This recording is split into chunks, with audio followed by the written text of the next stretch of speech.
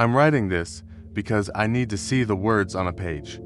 I need to make it real in a way that my brain can't keep shoving into the corner and calling it a nightmare. I know how this is going to sound. I know what the Rake is supposed to be.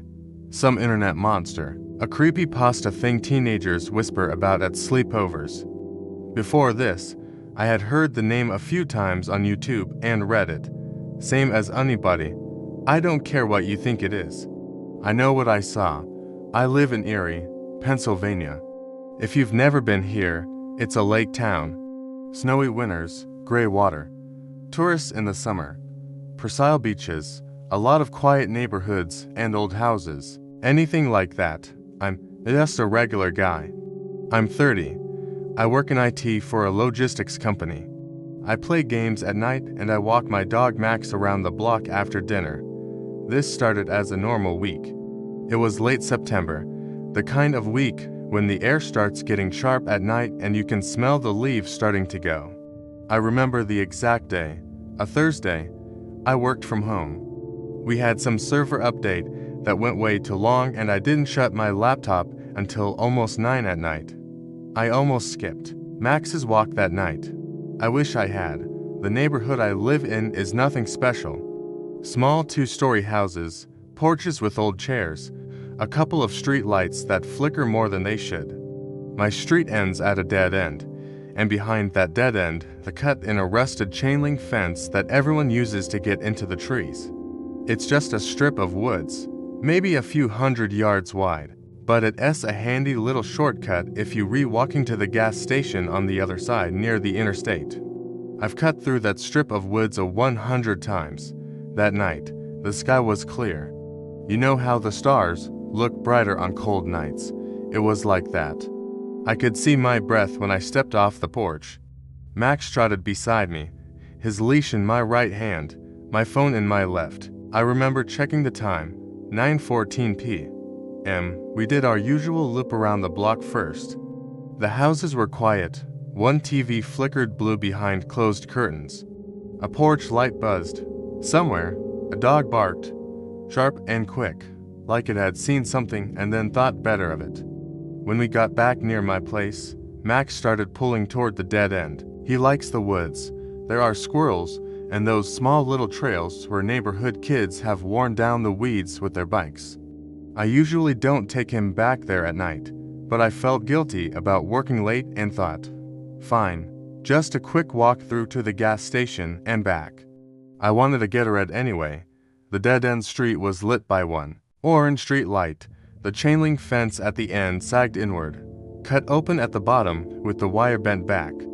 There was a muddy path, a little chute leading into the trees. Max started forward, nose down, tail up. I followed. The smell changed as soon as we stepped into the trees. Damp dirt, old leaves, that heavy plant smell you only get under a canopy. I could still hear the distant hum of I-90 and the occasional car, but it was muffled. The trail was dark, but not pitch black. The street light behind us, and the lights from the gas station ahead cast a kind of dim glow. About halfway through the strip, Max froze. He planted his paws and leaned hard on the leash, nose up in the air. The fur along his spine rose. "What's up, buddy?" I said quietly. I looked around, trying to adjust my eyes to the dark. Deer. Sometimes they cut through the trees there, heading toward the fields beyond the highway. But I didn't see a deer. I didn't see anything. Just the dark trunks of trees, the black shapes of branches, a few patches of sky. Max made a noise I had never heard from him before. A low, shaky whine that vibrated like he was trying not to bark. His body trembled under my hand when I reached down to calm him. Then everything went quiet. I mean everything. If you've spent time outside at night, you know there's always some kind of noise. Insects whined in the trees, distant cars, a dog somewhere down the block. It's never truly silent, but right then, in that strip of woods behind my neighborhood in Erie, it was like someone hit a mute button on the world. No crickets, no rustle, no distant hum, even my own breathing sounded too loud. "Hey," I whispered more to myself than to Max. "It's okay. Come on. Let's just. There was a sound behind us, a scraping sound like skin sliding on bark. Slow. Dragging. I turned around so fast I nearly tripped. My phone light came on by instinct, my thumb hitting the screen. The white cone of light swung over bushes, trunks, roots, nothing. My heart pounded hard enough that I could hear it. I swallowed, tasted metal in the back of my throat. Maybe a raccoon, maybe a stray cat. Maybe I'd brushed against a branch and scared myself. I pointed the light around again. Tree, bush, empty path. Then I made my first mistake. I looked up. Something pale moved against the trunk of a tree, just at the edge of my light. At first I thought it was a patch of birch bark or a weird trick of the flashlight beam. Then it shifted. It peeled away from the trunk in one fluid, horrible motion, like it had been pressed flat against the bark and was now unfolding itself. 2 arms, long and thin, swung down, 2 legs, or what I thought were legs, unbent beneath it. It was naked. That was the first thing that hit me. Not animal fur, not feathers, not clothes, just skin, pale, almost gray, stretched to tight over a body that was wrong. Its limbs were too long. Its hands, if they were hands, hung close to the ground even when it straightened. Its fingers were thin and bony, bending the wrong way at the knuckles. Its head was wrong, too smooth, no hair. The eyes were big and dark and glassy, reflecting my phone's light with a strange dull shine, like there was nothing behind them. The mouth was just a slit to wide with no lips. It stared at me. I stared back, frozen. The thing cocked its head in a slow, jerky motion, like it was trying to figure out what I was. Its shoulders rose and fell once, like a silent breath. Max lost it. He bolted backward, nearly yanking the leash out of my hand. He barked once, panicked and high-pitched. The sound shattered the silence around us. The thing reacted. It dropped. 1 second it was standing all wrong and tall and stretched. And the next second it was on all fours, its limbs folding unnaturally as it flowed down to the ground. It didn't make a sound when it moved. No crunch of leaves, no snap of twigs, just a smooth, horrible glide. It crawled toward us. I don't remember making the decision to run. One moment I was rooted to the spot.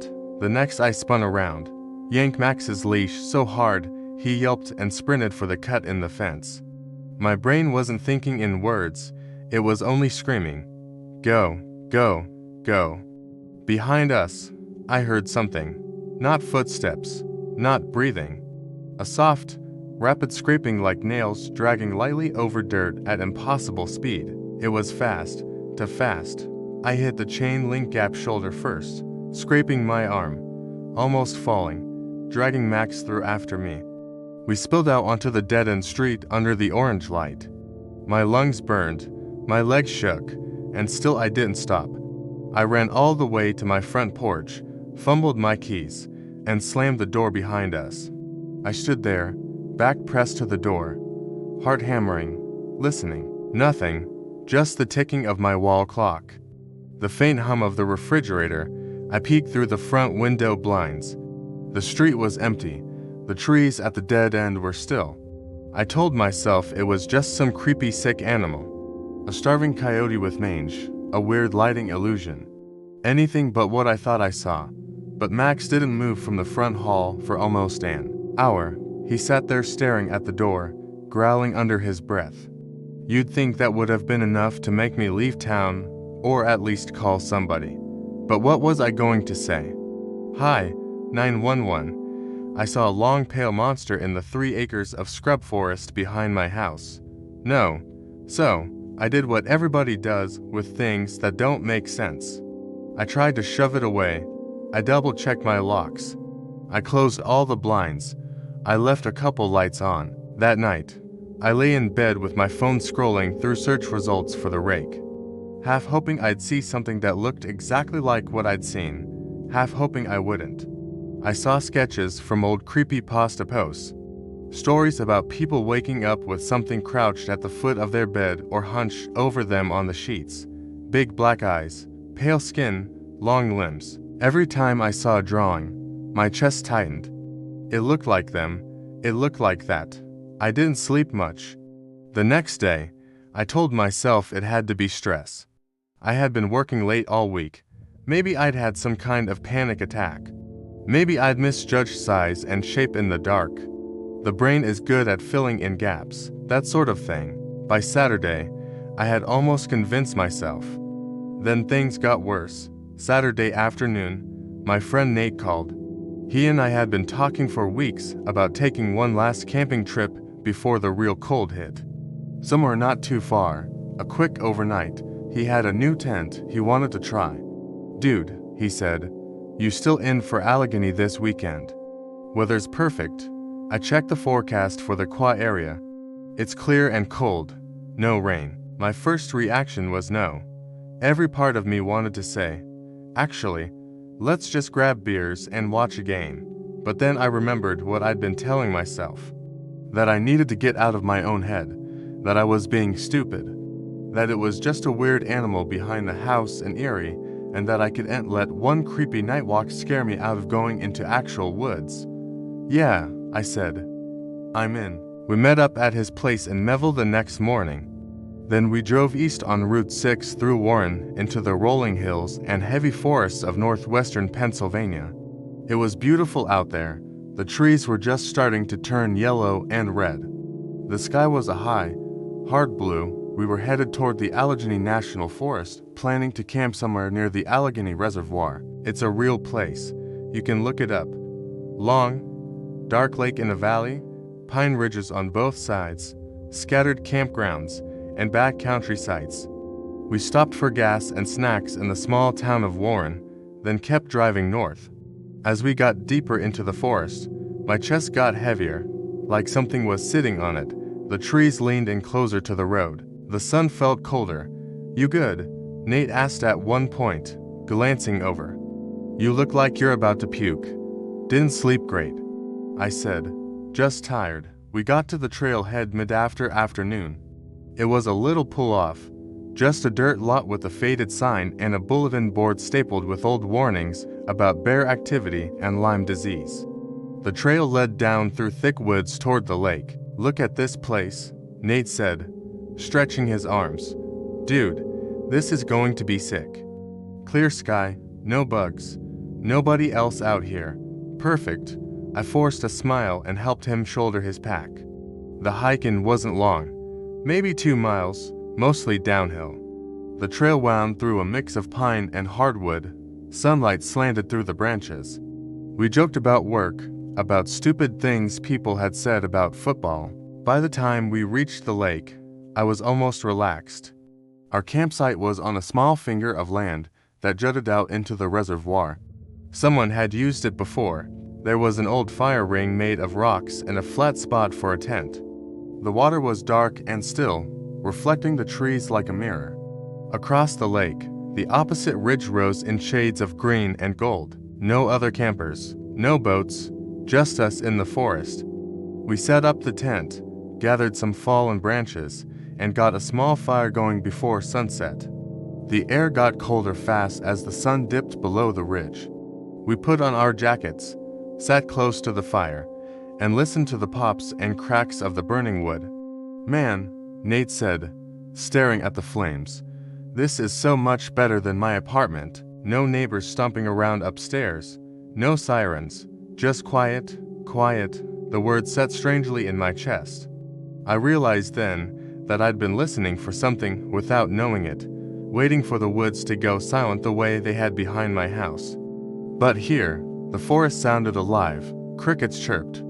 Some small animal rustled in the underbrush nearby. A faint breeze moved through the branches.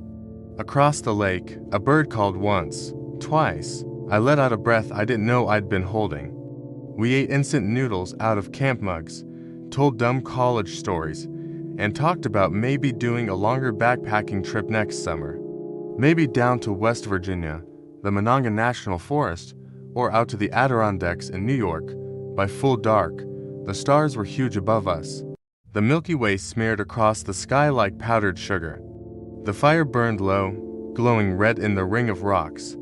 Yo, Nate said suddenly, staring into the trees behind me. Did you hear that? I froze. My back was to the woods.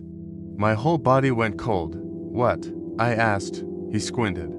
Thought I heard something up there on the hill. Like I don't know. Maybe a deer. Forget it. But I was already turning. The trees behind our camp rose up the slope in layers. Dark trunks and darker gaps between them. My eyes played tricks on me, making shapes where there were none. I saw 100 pale patches of bark, 100 possible movements. Nothing stood out. Probably a raccoon, I said, trying to sound normal. Or a branch falling. We waited. The fire popped.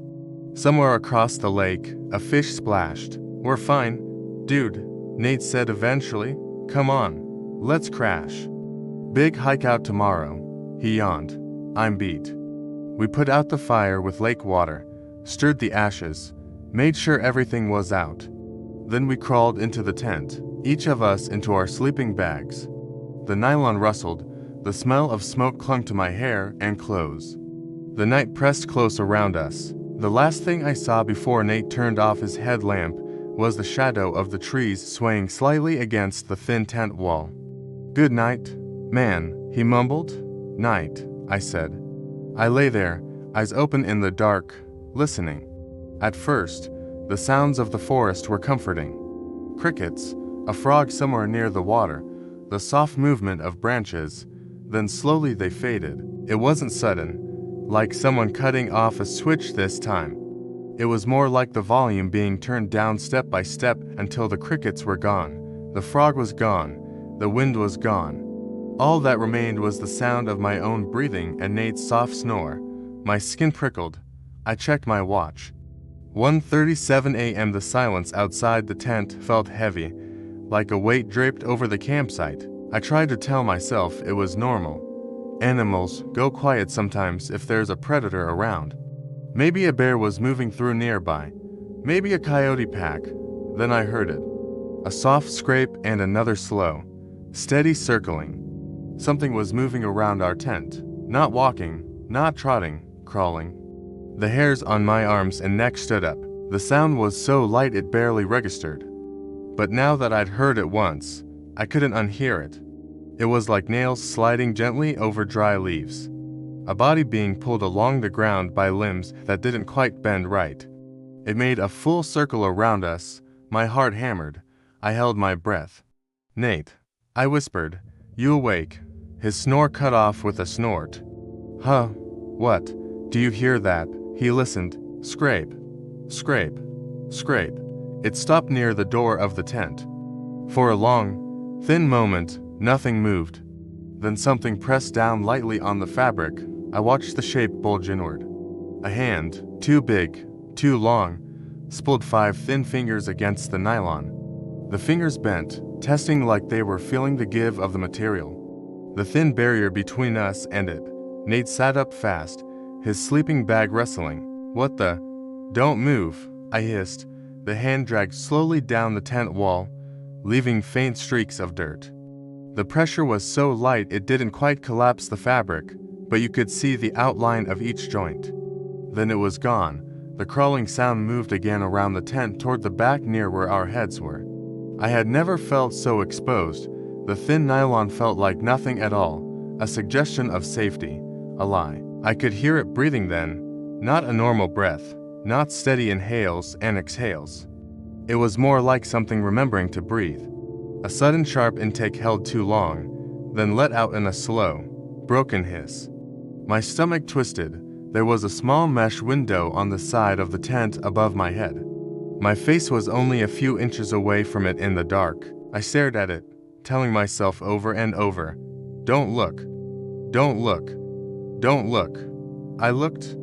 The eyes stared back at me through the mesh. They were huge and dark and too close. They reflected no light and all the light at once. They were like holes burned into the night. The skin around them was pale and smooth. No eyebrows, no lashes, just those bottomless dead eyes. I jerked backward, slamming into Nate. He cursed. "What is it?" he whispered. "It's here," I choked. "It's right outside." Something dragged its nails slowly over the mesh. right where my face had been. The scraping sound shrieked in my skull. Every horror story I'd ever read about the rake flashed through my mind. People waking up to it crouched over them, it whispering, it smiling, it speaking in their voices. "Dude," Nate whispered, his voice shaking now. "Is it a bear? What do we do?" "That's not a bear," I said. The thing moved again. We heard it crawl along the side of the tent toward the door.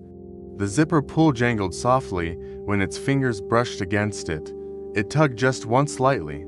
The zipper moved 1/4 of an inch, teeth parting with a tiny, impossibly loud sound. It was testing it.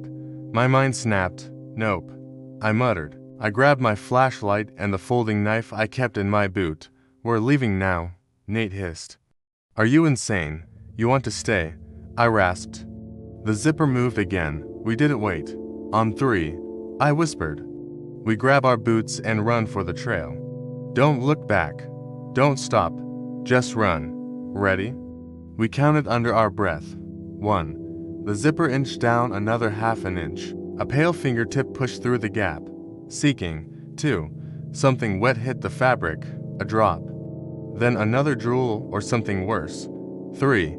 I tore the tent zipper up from the inside, slashed my knife through the cord loop, and kicked the door flap open. Cold night air slammed into my face. The flashlight beam swung wildly, slicing across the campsite. For a split second, I saw it clearly. It crouched a few feet away, as if it had just flinched back from the door opening.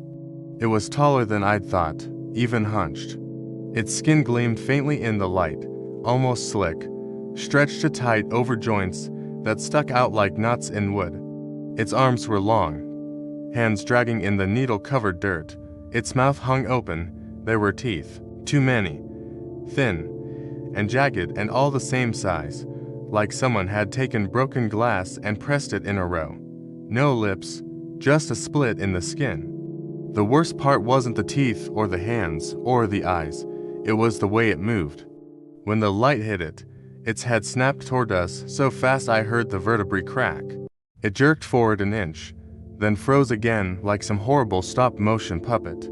Its limbs twitched in short, unnatural bursts, and the eyes seemed to widen somehow, even though they were already huge. Then it lunged. We ran. I don't remember getting my boots fully on. I think I just shoved my feet in and hoped I wouldn't twist an ankle. Nate grabbed his pack by one strap and dragged it. I left mine completely. The tent sagged behind us, half collapsed, the door gaping. We shot up the trail into the trees, flashlight beam bouncing wildly over roots and rocks. Behind us, there was no roar, no growl, just that awful scraping sound as it accelerated after us, fingers clawing into the dirt, bones digging in, propelling it forward faster than anything that shape had a right to move. "Nate, go," I yelled. He didn't answer, but I heard him panting, feet pounding the trail. The forest flew past in a blur of trunks and shadows. Branches whipped at my face. Once I stumbled and went to one knee, but I was up again before I could think about it. The scraping grew louder. It wasn't just behind us, it was above us, too. I could hear something moving along a low rock outcrop to our right, parallel to the trail, keeping pace. I risked a glance.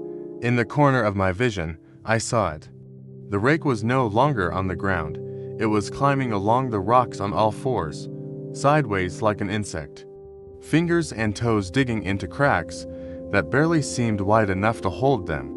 Its head was twisted toward us from an impossible angle, eyes locked on us. It was playing with us, hurting us, driving us up the trail, away from the lake, deeper into the trees. "Shortcut," Nate gasped ahead of me. "There's a logging road that cuts back to the car. I saw it on the map." He veered left at a faint junction in the trail, almost invisible in the dark. I followed, trusting him, praying he was right. The new path was wider and less steep, but more open. No dense undergrowth, just tall trees and patches of moonlight on packed dirt. My lungs burned. My legs felt like they were filling with concrete. I could hear Nate stumbling, cursing, dragging his pack, The scraping behind us faded for a moment. That almost made it worse. Maybe it gave up. Nate gasped.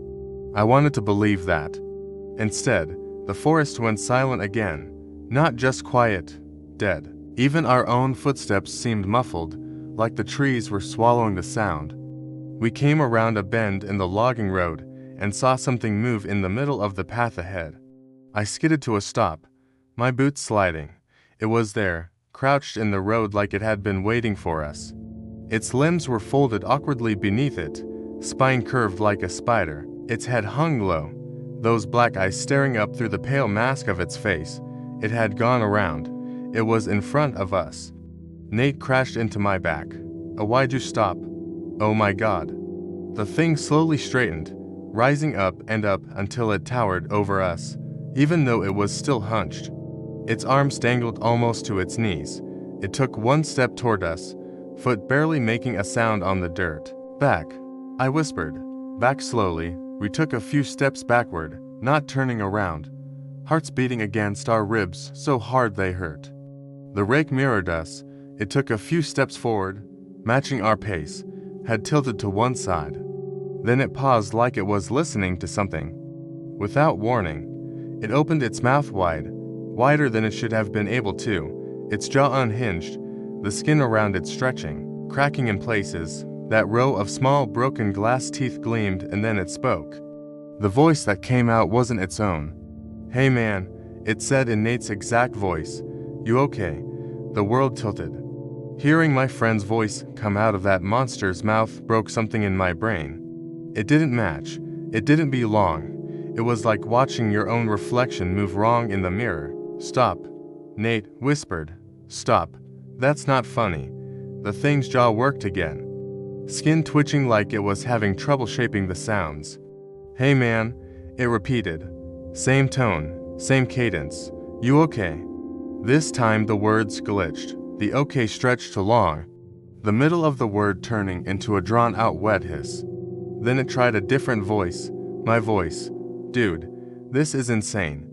It said in a rough copy of how I'd sounded earlier. We're leaving, we're leaving, we're leaving. The words overlapped, the last few repeating in a weird echo as its mouth flapped like it was rehearsing different versions and could pick one. Something inside me snapped from terror to anger. Shut up, I snarled. It tilted its head, studying me. Shut up, it repeated, this time in a high, distorted version of my voice, like a recording played too fast. Shut up, shut up, shut up. Nate grabbed my arm. We can't go past it, he whispered. We have to go around into the trees. I asked. He swallowed. We don't have a choice. We moved sideways, slowly toward the slope on the right side of the logging road. The ground dropped away steeply, but there were trees and rocks we could use. If we could just get past it and back onto the road behind it. The rake watched us. Its eyes didn't blink. Its neck twitched once, twice. Then it did something I still see when I close my eyes. It smiled. Not a normal smile. The skin around its mouth cracked and split, peeling back like torn paper. Those tiny, jagged teeth all showed at once, stripes of dark gum in between. Its lips, what little there were, stretched too far, almost up to its eyes. It smiled at us like it understood exactly what we were trying to do. Then it dropped to all fours again. Run, I yelled. We went off the road and down the slope, half sliding, half falling. Dirt and rocks gave way under our boots, branches whipped at our faces. I heard Nate yelp as he tripped and rolled, his pack dragging him sideways. I grabbed at a sapling to keep from going head first. Behind us, the scraping sound exploded into full frantic volume. It came off the road after us. It moved through the trees like they weren't even there, slipping between trunks, hands digging into the ground, fingers leaving small holes in the soil. We weren't going to outrun it. We weren't going to outclimb it. We were just meat in a maze. I spotted a gap between two big boulders ahead, a narrow chute leading down into thicker brush. There, I shouted. Through there, we squeezed through one after the other, shoulder blades scraping rock. I heard the rake skid to a stop on the slope behind us, its claws scratching stone. It couldn't quite fit between the rocks as easily as we could. It shrieked then.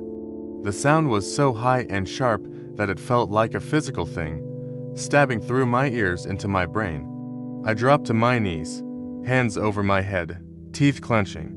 Nate screamed, "Go, go, go." We burst out of the chute into a lower, flatter area. Through the trees ahead, I could see a faint band of gray, the road back to the trailhead. If we could just reach it, maybe there'd be a car, another hiker, a ranger, something. We ran. The forest behind us exploded as the rake forced its way between the boulders, stone cracking under its grip. It was coming again, faster than before. Enraged now, my lungs felt like they were filled with fire. My legs were jelly. I could taste blood in my mouth. But somehow, we made it. We broke out of the tree line onto the narrow paved road that led back to the parking area. The dawn sky was just barely starting to lighten on the horizon, a thin gray band. The parking lot was empty. Our car was there alone. Keys. Nate gasped. I fumbled in my pocket, fingers numb, dropped them on the asphalt, snatched them up again. The scraping sound burst out of the trees behind us, closer than ever. We dove into the car. I jammed the keys into the ignition with shaking hands, turned them. For one awful second, the engine whed without catching. "Come on," I begged. The engine roared to life. As I slammed the car into drive, something hit the side of it. Metal shrieked. The car rocked on its suspension. A long, pale hand slapped against the windshield, leaving streaks of dirt and something dark. Fingers spilled like spider legs, nails scratching glass. The rake's face pressed up against the glass. Up close, it was worse under the harsh glare of the car's dome light. Its skin was paper thin, veins like dark threads beneath it. Its eyes were sunk deep, but still huge, still hungry. Its teeth chattered against the glass in a weird stuttering click. It opened its mouth and spoke again through the windshield like the barrier meant nothing. "Don't leave," it said in my voice, then Nate's, then my voice again, overlapping, glitching. "Don't leave, don't leave, don't." I slammed my foot on the gas. The car lurched forward, the hand slid off the glass, nails screeching. The rake stumbled, its claws scraping the hood, and then it vanished from view as we shot up the road, tires squealing on the cold pavement. We didn't look back. We drove all the way to Warren without speaking, not a word. Outside, the woods slid past in a blur of trees and mist. Inside, the car smelled like sweat and fear and the coppery tang of blood. I think Nate had bitten his tongue. We finally pulled into a Walmart parking lot on the edge of town and just sat there breathing. Nate stared straight ahead, hands white-knuckled on his knees. "You saw it, too," I said hoarsely. "Tell me you saw it, too." He swallowed hard, then nodded once. "Yeah," he whispered. "I saw it. We didn't go to the police." What were we supposed to tell them? That a legendary internet monster had chased us out of Allegheny National Forest and tried to talk through our windshield. We told people we'd run into a bear, that we'd panicked and left our gear behind, that we were embarrassed about it. That part was true. At least, we never went back for the tent. That was months ago. You'd think it would fade. That time would file down the edges of what happened. It hasn't. Every night I lock my doors twice. I pull the blinds tight. I check the windows. I moved out of my house on the edge of the woods in Erie and rented an apartment closer to downtown where the street lights are bright and there's more concrete than trees. It doesn't help as much as you'd think. Sometimes I wake up in the middle of the night, heart pounding, sure that I heard something scratching at my bedroom window. Sometimes Max will sit up in the dark, stare at the corner of the room, and growl at nothing. Nate moved, too. He left Pennsylvania completely. He lives with his brother in Columbus, Ohio now. Of course, there are parks and trees there, too. You can't really get away from them in this part of the country. We still talk, but not about that night. The one time I brought it up, he shut down.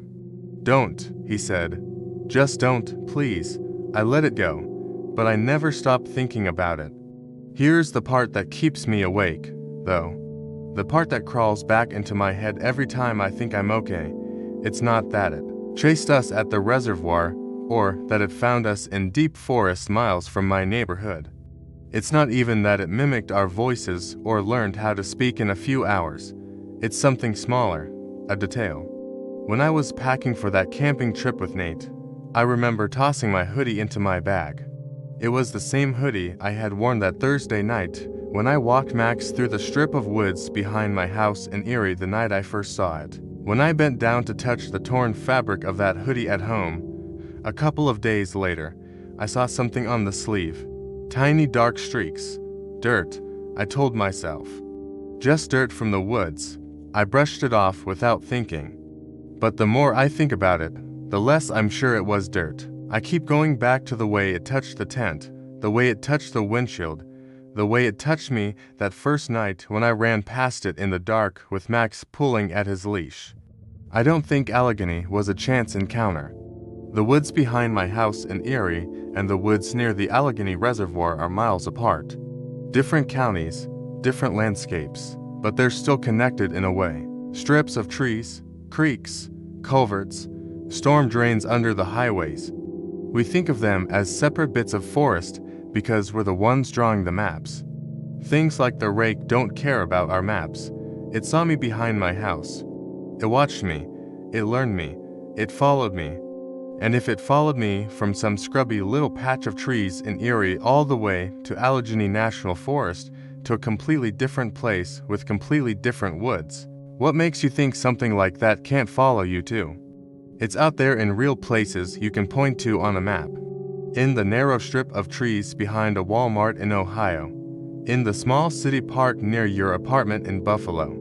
In the ravine behind the high school in Pittsburgh. In the forest by the campgrounds in Allegheny, Monongahela, Shenandoah, the Adirondacks, the Smokies, anywhere there are trees and shadows and places where the world goes just a little too quiet at night. You tell yourself the Rake is just an internet story, just a drawing, just some mad-up monster in a post. I used to think that, too. Now, when I take Max out for a walk in downtown Erie, I stay on the sidewalks under the brightest street lights. I never cut through the vacant lot with a couple of scrub trees. I never walk past the little stand of bushes near the railroad tracks. And if the night suddenly goes quiet, if the sound of the city seems to dim, like someone is slowly turning a volume knob down, I turn around and go home because I know how it starts. First, the noise dies, then you hear the scraping. And if you're really unlucky, you hear your own voice in the dark saying something you haven't said yet. My name is Mark and I need to tell someone what happened. I can't go to the police. They'd lock me up in a psych ward. I'm pretty sure I'm sane, but after what I saw, I'm not 100% sure of anything anymore. But I have to get this out. I have to warn someone. It all started because I was burned out. I mean, completely, soul-scorchingly fried. I work a tech job in New York City. One of those jobs where you're basically staring at lines of code for 12 hours a day, fueled by bad coffee, the hum of a server rack, and the constant pressure of a deadline that was yesterday. The city itself was a non-stop assault, the sirens, the smells, the sheer crush of people. I felt like a cog in a machine that was grinding me down. I needed a break. I needed real actual silence. So, I rented a cabin. It was a small, isolated place on the edge of the Adirondack Mountains in upstate New York. The pictures on the rental site looked perfect. Wood-paneled walls, a big stone fireplace, and nothing but trees for miles. The reviews all said the same thing. So quiet, the stars are amazing. Didn't see another person the whole time. That's what I wanted. Total isolation. I'm an idiot. I drove up on a Friday in late October. The peak of the leaf-peeping season was over and the woods had that beautiful empty skeletal look. The drive itself should have been a warning. My cell service died about 40 minutes from the cabin. The last 10 miles were on a winding, unpaved dirt road that was more like a logging trail. My car's suspension was crying. It got dark fast around 5:30 p.m., and the trees pressed in so close they blotted out what little sky was left. The cabin was at the absolute end of that road. By the time I got there and unpacked, it was pitch black. I mean, a deep, heavy blackness I'd never experienced in the city. I flipped on the big porch light and it cut a perfect yellow circle into the darkness, but it didn't push the shadows back. It just made them seem deeper, more solid. I made a fire, cooked a simple dinner, and sat in an old armchair, just listening, and that's the first thing I noticed. It wasn't just quiet, it was silent, unnaturally silent. No crickets, no owls hooting, not even the rustle of a squirrel or a mouse. It was like the entire woods was holding its breath. I told myself it was just the cold, that all the animals were smarter than me and already bunkered down. I went to bed early, feeling a little uneasy, but telling myself this was the relaxation I'd paid for. I woke up around 3 o'clock a.m. I wasn't sure why. There was no sound, but I was instantly terribly awake and my heart was hammering. I felt wrong. There's no other word for it. A primal animal dread. I felt like something was deeply, fundamentally wrong. I lay there for a minute listening. Nothing, just the faint tick of the fireplace cooling down. Then I heard it, a scrape. It was coming from outside on the side of the cabin, the side where my bedroom was. It was a slow dragging sound like someone pulling a heavy garden rake over the wooden siding. Scrape, pause, scrape. I sat bolt upright. My first thought was a bear. The rental instructions said to keep all food locked up, which I had, but maybe I dropped something. The sound stopped. I held my breath, straining my ears. The silence rushed back in, heavier this time, suffocating. I told myself it was a tree branch, a big one, scraping against the wall in the wind. But there was no wind. The air was dead still. I forced myself to lie back down, but I didn't sleep. I just stared at the ceiling, my eyes burning until the first weak gray light of dawn crept through the blinds. The next day, I had to know. I got dressed, gulped down some coffee, and went outside. The air was cold and sharp, smelling of pine and damp earth. I walked around to the side of the cabin where I'd heard the sound. There were marks, 3 long, deep gauges running vertically down the wood siding. They started way too high up for a person, maybe 7 or 8 ft off the ground, and went all the way down to the foundation. They were deep, splintering the wood. This wasn't a bear. A bear's claws would be grouped together, and the marks would be curved. These were 3 distinct lines, perfectly parallel, about 4 in apart, as if drawn by a 3-pronged tool. My blood ran cold. I touched one of the grooves. A fresh splinter of wood stuck in my finger. I felt that watched feeling again, stronger than ever. A prickle on the back of my neck. I scanned the tree line, a dense wall of dark pines and bare maples. Nothing, just trees. I should have left right then. I should have packed my bags, gotten in my car, and driven back to the city. But I didn't. I paid for a week and I was going to get my week of relaxation even if it killed me. I was a stupid, stubborn city kid who thought the world ran on logic. I decided to go for a hike to clear my head. It's a poacher, I told myself, a local trying to scare tourists. I grabbed a map, a bottle of water, and started down a marked trail. The woods were just as silent as the night before. The only sound was the crunch, crunch, crunch of my own boots on the leafy trail. It was unnerving. After about 30 minutes, the watched feeling came back. So strong I stopped and turned around. Nothing, just the trail winding back through the trees. I kept walking, but faster. After about an hour, I came to a small clearing and in the middle of it, a deer, or what was left of one. I've seen nature documentaries. I know what a coyote or a bear kill looks like. This was not that. It was torn. Not eaten, just torn apart. It was a mess. But the thing that made me want to throw up was the way it was pulled apart. It looked like it had been done by something with incredible, brutal strength. Legs were ripped from sockets, but there were no tracks. The ground was covered in leaves, but they were barely disturbed. Aside from the area right around the deer, I backed away slowly. I didn't run. I just turned around and walked fast back the way I came. The whole time, I felt its eyes on my back.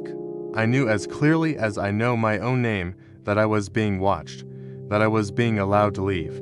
I got back to the cabin by 200 p.m. and locked the door.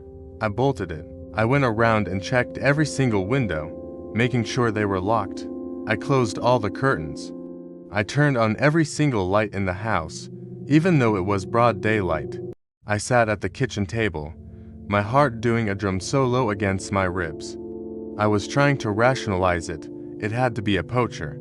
A weird, sick poacher who liked to scare tourists. That's what I told myself over and over. Dusk came again, painting the sky a sickly purple-gray before it faded to black. I was in the living room in front of the fireplace. I had the heavy iron poker in my hand. I wasn't making a fire. I was just holding it. Around 9 p.m., the tapping started. It wasn't the scraping from last night. It was a tap-tap-tap on the living room window. The big picture window that looked out onto the dark woods. I froze. Tap-tap-tap.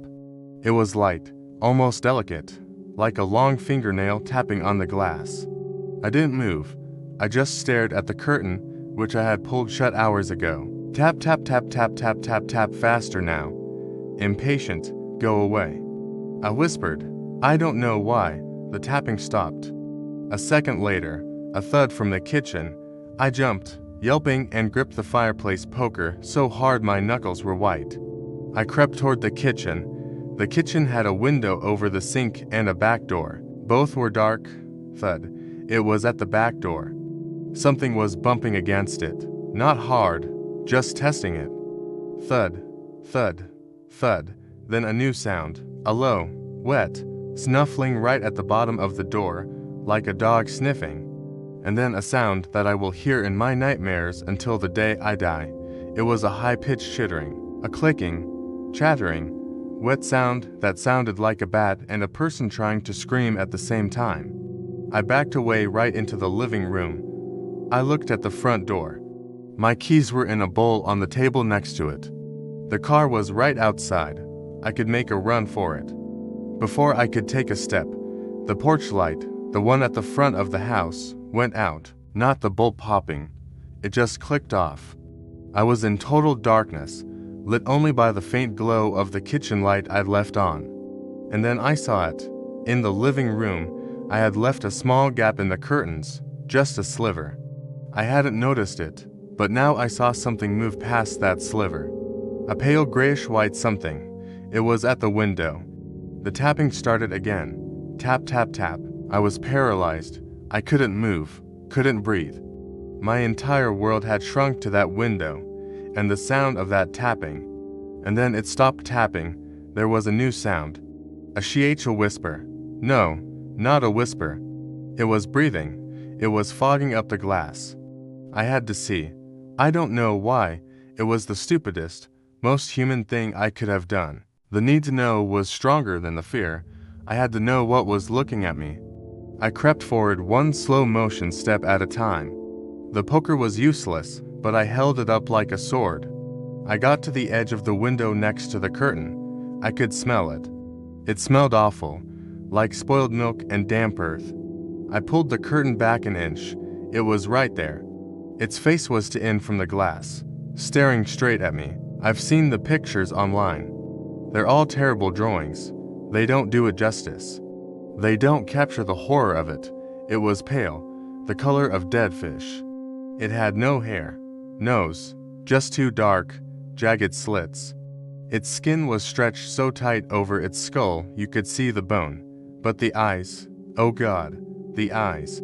They were huge, huge and black like oily pits. They weren't animal eyes. They weren't human eyes. They were just empty. Sockets of pure hungry blackness. And it was staring at me. It knew I was there. It had been waiting for me to look. We were frozen like that for a second that lasted 1,000 years. It opened its mouth. It wasn't a mouth. It was a rip in its face, full of teeth that were long and thin and broken, like shattered needles. The chittering sound started again, louder now, coming from that awful mouth. It was so loud it hurt my ears, and then it did something. It smiled, it raised a hand, a long, thin, gray arm that seemed to have too many joints. At the end of it were claws, not fingernails, claws, long, dirty, yellowed. The same claws that had dug into the side of the cabin. It pressed its hand against the glass. I finally broke. I screamed. I don't even think a sound came out.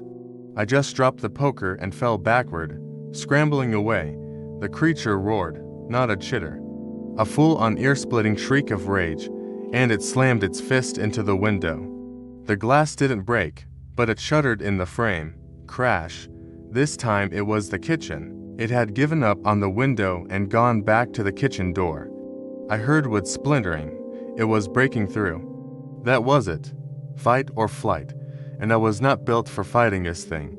I grabbed my keys from the bull. I didn't bother with my jacket or my wallet or my phone. Just the keys. I ran to the front door, the one I had bolted. As I fumbled with the deadbolt, my hand shaking violently, I heard it enter the cabin. I heard its claws click, click, click on the kitchen's tile floor. A wet snuffling sound. It was inside. I got the bolt undone and ripped the door open. The cold night air hit me like a slap. My car was 15 feet away. It felt like a mile. I ran. I didn't look back. I just ran. I heard it behind me. It burst out of the cabin. Not through the door, but through the living room window. Crash. Glass exploding everywhere. It wasn't running. It was loping. Moving on all fours, and it was impossibly fast. The sound of its claws on the gravel driveway. Skitter, skitter, skitter. I got to the car, jammed the key into the door, and threw myself inside. I slammed the lock button just as the pale, thin body slammed into the driver's side window. It was on the car. It shrieked again, that awful sound, and I could feel the car rocking with its weight. It climbed onto the hood fast as a spider until it was crouched there staring at me through the windshield.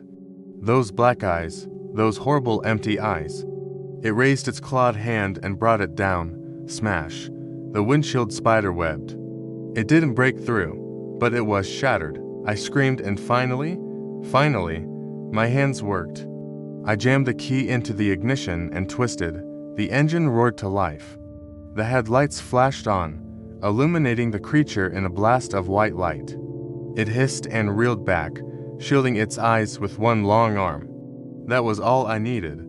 I slammed the car into reverse and hit the gas. The tires spun on the gravel and the car shot backward. The creature was thrown off the hood, rolling onto the ground. I didn't wait. I put the car in drive and stomped on the accelerator. I aimed the car right at the dirt road, my tires spitting gravel. The car bouncing so hard I thought it would break. I looked in my rearview mirror. It was already up. It was standing in the driveway, a tall, impossibly thin silhouette against the light of the cabin I'd left on. It just stood there watching me go. I drove. I don't think I've ever driven that fast. I took that 10-me dirt road in 2 minutes, my car slamming into potholes. I was crying or screaming or both. I kept checking the mirror, half expecting to see it loping behind me, keeping pace. I hit the main road in a spray of dirt and didn't slow down. I didn't stop until I hit a 24-hour gas station in a town 50 miles south. The sun just starting to paint the sky in weak, watery colors. I sat there in my car, shaking. The engine was ticking. The attendant, a kid in a red vest, came out and just stared at me. I must have looked like a ghost. I looked at my windshield. It was shattered. And stuck in one of the cracks was a single long broken yellowish claw like a piece of jagged bone. I quit my job the next day by email. I sold my apartment in Brooklyn. I couldn't be in a big empty place anymore. I live in Las Vegas now in a high-rise condo on the 6th floor. I like it here. There are no trees. There are no quiet nights. The lights from the casinos turn the sky a permanent hazy orange. You can't even see the stars. It's the brightest, loudest place I could find. I'm safe. But sometimes when I'm working late and the building is quiet, I'll hear a sound. A faint scrape in the ventilation shaft or a tap tap tap on my 6th floor window. Even when I know nothing could possibly be out there, and I remember those black eyes. And I know deep in my bones that it's still out there and it remembers me. I've spent the last 48 hours staring at the lock on my apartment door. I have a chair wedged under the handle. I have the lights on, all of them, even the little bulb inside the oven. My name is Mason. I'm 32. I live in upstate New York. And for the last decade, I've considered myself an expert outdoorsman. I don't say that to brag. I say it so you understand that I know what a bear sounds like when it's foraging.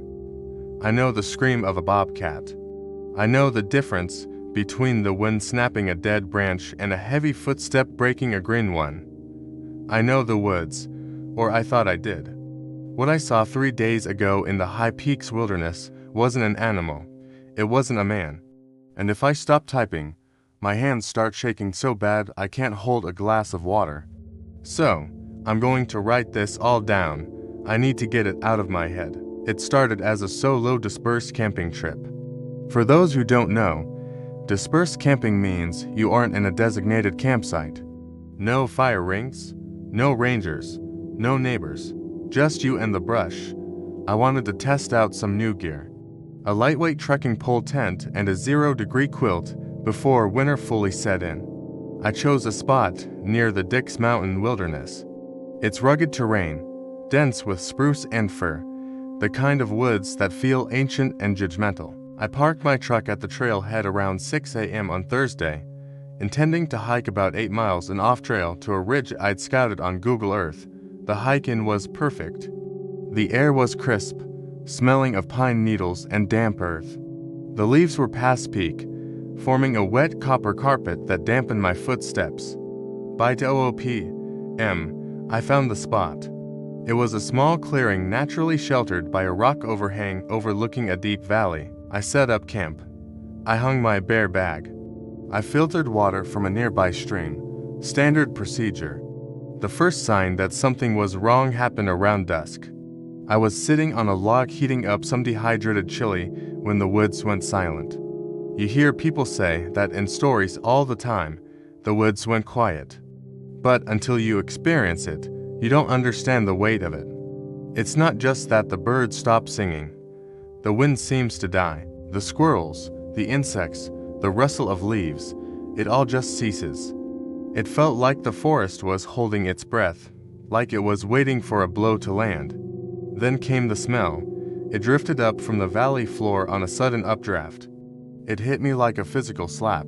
It smelled like wet dog, stagnant pond water, and something else. Something distinct and metallic, copper blood, old dry blood. I stood up, hand instinctively going to the knife on my belt. "Hey," I shouted. My voice sounded small, swallowed instantly by the trees. "Anyone out there?" Nothing. The smell lingered for 10 minutes, then vanished as the wind shifted. I told myself it was a dead carcass nearby, maybe a deer that had fallen and rotted in a ravine.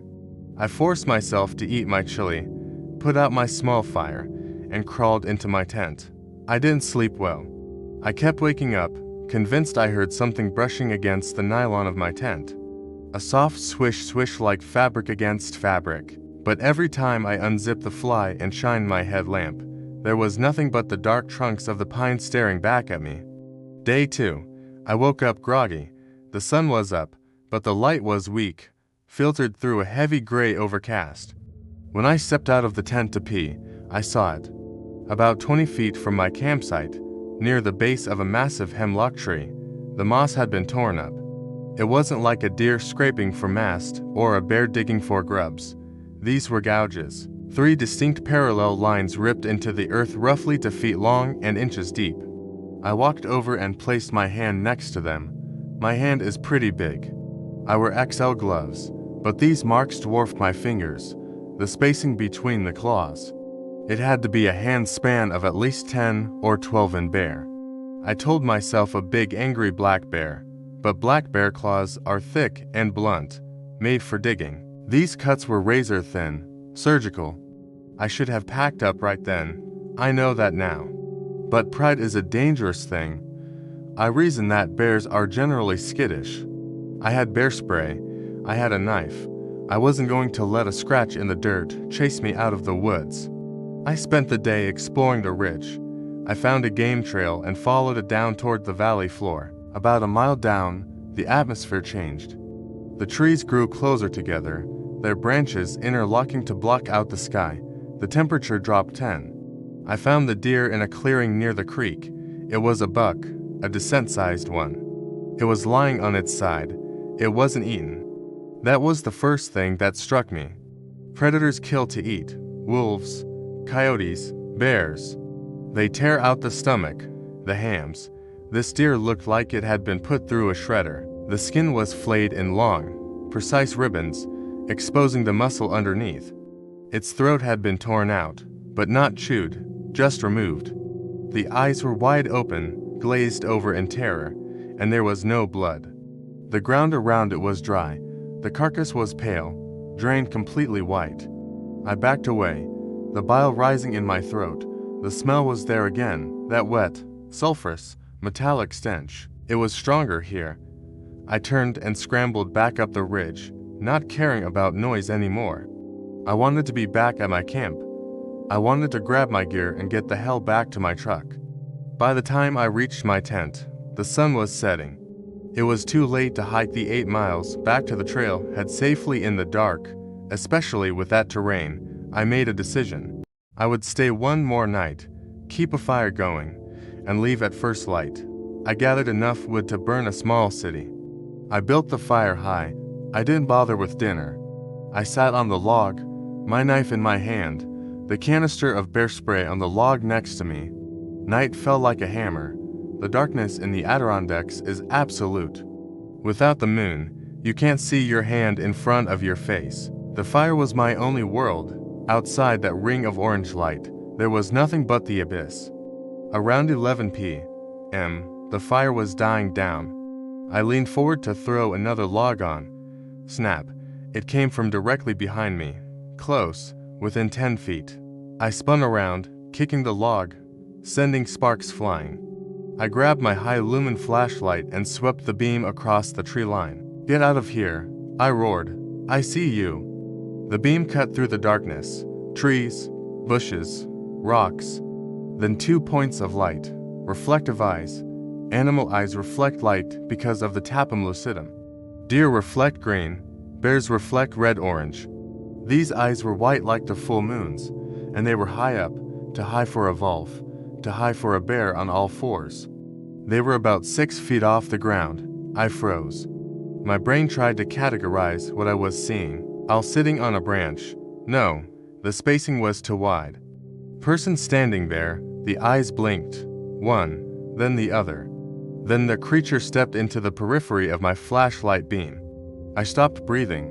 It was humanoid, but it wasn't human. It was terrifyingly thin, emaciated to the point where I could see the individual vertebrae of its spine pressing against its skin. And the skin, it was gray, almost translucent, slick-looking, like the belly of a dead fish. It was completely hairless. It was crouched onto legs that looked like a dog's hind legs, inverted at the knees. Its arms were impossibly long, hanging down past its knees, ending in hands that were just claws. Long black curved daggers. It stood there leaning against a birch tree, watching me. It didn't look aggressive. It looked curious. My bladder let go. I didn't even feel it happen. I just felt the warmth spreading down my leg. "What are you?" I whispered. The thing cocked its head. The movement was twitchy, unnatural, like a bird. It opened its mouth. It didn't have lips, just a dark, gaping maw filled with needle-like teeth. And then it spoke. It wasn't a voice. It sounded like dry leaves skittering on pavement, a high-pitched wheezing rasp. "Yes, wake." I dropped the flashlight. The darkness rushed back in. I scrambled backward, falling over the log, landing in the dirt. I frantically groped for the light, my fingers brushing against the cold metal cylinder. I grabbed it and swung it back up. Empty space. The birch tree was there. The creature was gone. I didn't wait. I didn't pack my tent. I didn't put out the fire. I grabbed my car keys from my pack, clutched my knife in one hand and the flashlight in the other, and I ran. I ran through the pitch-black woods. Branches whipped my face, cutting my cheeks. I tripped over roots, slamming my knees into rocks, getting up and running again before the pain could register. I could hear it. I could hear it pacing me to my left, then my right. A heavy wet thump. Thump-thump of quadrupedal running. It was toying with me. It was hurting me. I scrambled down a ravine, sliding on loose shale, tearing the palms of my hands open. I hit the creek at the bottom and splashed through, the icy water numbing my feet.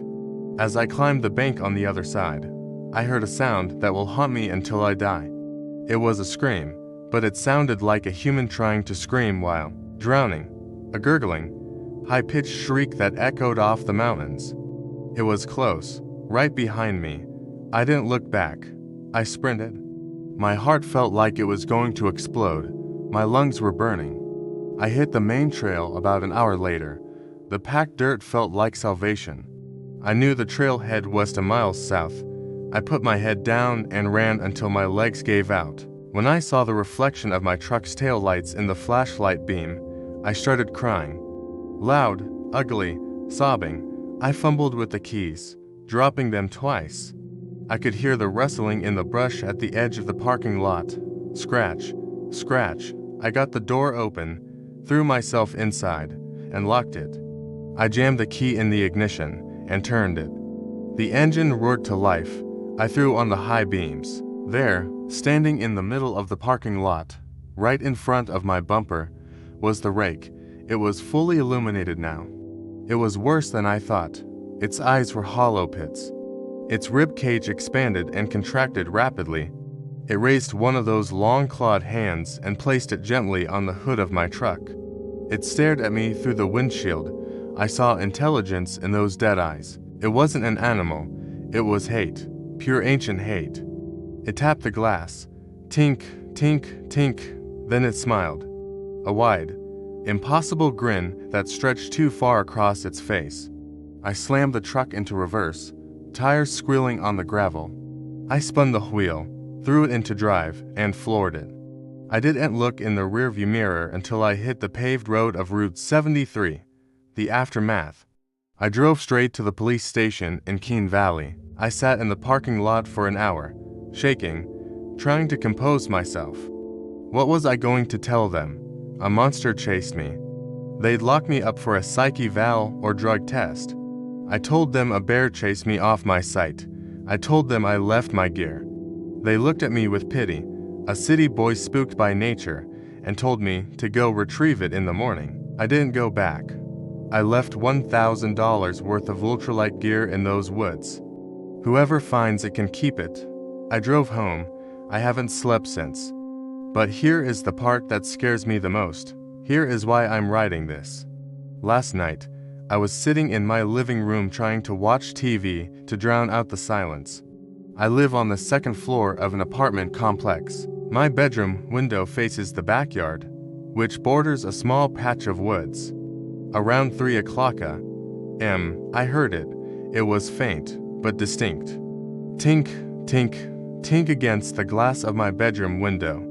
I grabbed my handgun and ran into the room, flipping the lights on. The window was empty, but there on the outside of the glass in the condensation was a single long streak, a smear of grayish slime, and 3 long scratches etched into the glass. It knows where I am. It followed me. I don't know what it wants. I don't know if locks can stop it, but I know one thing for sure. If you're hiking in the high peaks and the woods go silent, don't wait. Don't look for the source. Just run. Update. It's been 3 hours since I started typing this. The power just went out in my building. The hallway lights are dead. I can hear something in the ventilation ducts. It sounds like wet leather sliding on metal. Scratch, scratch. It's inside. God help me.